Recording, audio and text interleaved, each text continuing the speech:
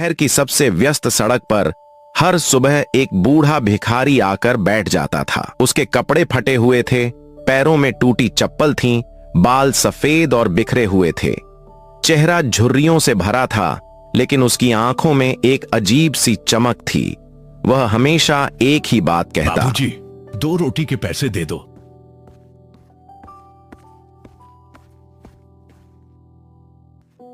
लोग आते जाते उसे देखते। कोई दया करके सिक्का डाल देता, कोई घूर कर आगे निकल जाता तो कोई गुस्से में कहता, काम क्यों नहीं करता, भीख मांगने बैठ गया। लेकिन बूढ़ा कभी किसी से उलझता नहीं था, बस मुस्कुरा देता था। उसी सड़क के पास एक छोटा लड़का रहता था जिसका नाम रोहन था। रोहन गरीब परिवार से था। उसके पिता मजदूरी करते थे और माँ लोगों के घरों में काम करती थी। घर छोटा था लेकिन दिल बहुत बड़ा था। रोहन रोज स्कूल जाते समय उस भिखारी को देखता। पहले वह डरता था, लेकिन एक दिन उसने अपनी टिफिन से 2 रोटियां निकालकर बूढ़े को दे दी। भिखारी की आंखों में आंसू आ गए। वह बोला, बेटा, तू बहुत बड़ा इंसान बनेगा।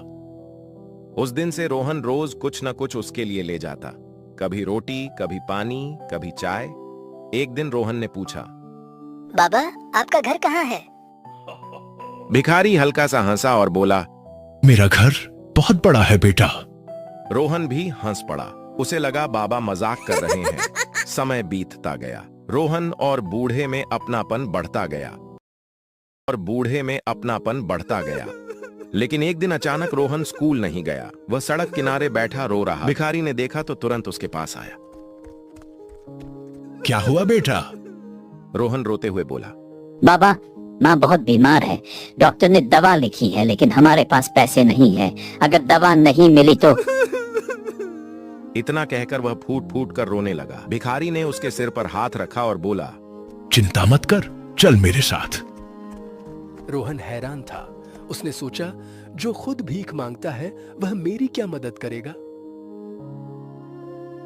लेकिन वह बाबा के साथ चल पड़ा। दोनों शहर से बाहर एक बड़े रास्ते पर पहुंचे। वहां ऊंची दीवारें थीं और एक विशाल लोहे का गेट। गेट पर बड़े बड़े गार्ड खड़े थे।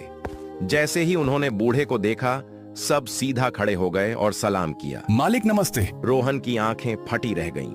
गेट खुला और अंदर जो था उसे देखकर रोहन के पैरों तले जमीन खिसक गई। सामने एक बहुत बड़ा महल था। चारों तरफ हरे भरे बगीचे, बीच में फव्वारा, चमचमाती कारें, संगमरमर की सीढ़ियां, बड़े बड़े झूमर।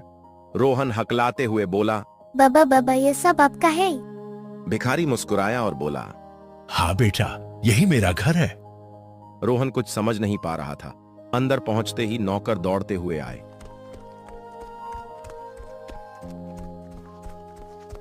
उन्होंने बूढ़े के पैर छुए। एक नौकर बोला, मालिक, आज आप देर से आए। रोहन को लगा जैसे वह सपना देख रहा है। बूढ़ा उसे एक बड़े कमरे में ले गया और प्यार से बैठाकर बोला, अब समय आ गया है कि मैं तुझे सच बताऊं। रोहन ध्यान से सुनने लगा। बूढ़ा बोला, मैं कभी इस शहर का सबसे बड़ा व्यापारी था। मेरे पास सब कुछ था, दौलत, बंगला, गाड़ियां, नौकर। लेकिन मेरे अपने बच्चों के दिल छोटे थे। उन्हें सिर्फ मेरी संपत्ति चाहिए थी। उसकी आंखें भर आईं। जब मैं बूढ़ा हुआ, उन्होंने मुझे बोझ समझ लिया। एक दिन घर से निकाल दिया। तब मुझे समझ आया कि पैसा सब कुछ नहीं होता। रोहन की आंखों में आंसू आ गए।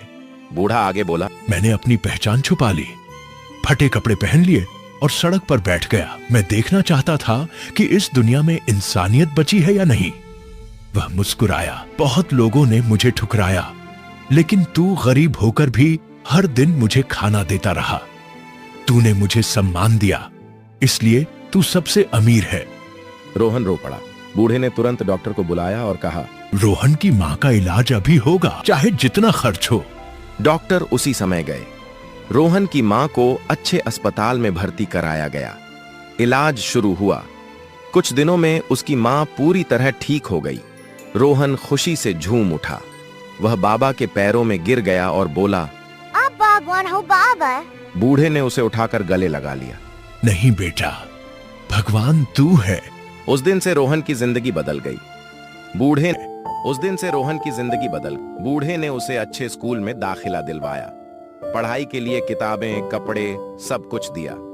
रोहन मेहनती था। उसने पढ़ाई में नाम कमाया। साल बीतते गए। धीरे धीरे वह बड़ा अफसर बन गया। शहर के लोग उसका सम्मान करने लगे। लेकिन रोहन कभी बाबा को नहीं भूला।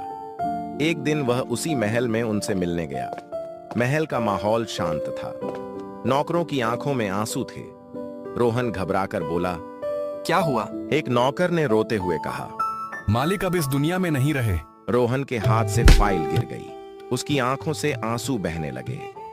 वह दौड़कर उस कमरे में गया जहां बाबा बैठते थे। वहां उनकी तस्वीर लगी थी, फूलों के साथ। टेबल पर एक चिट्ठी रखी थी।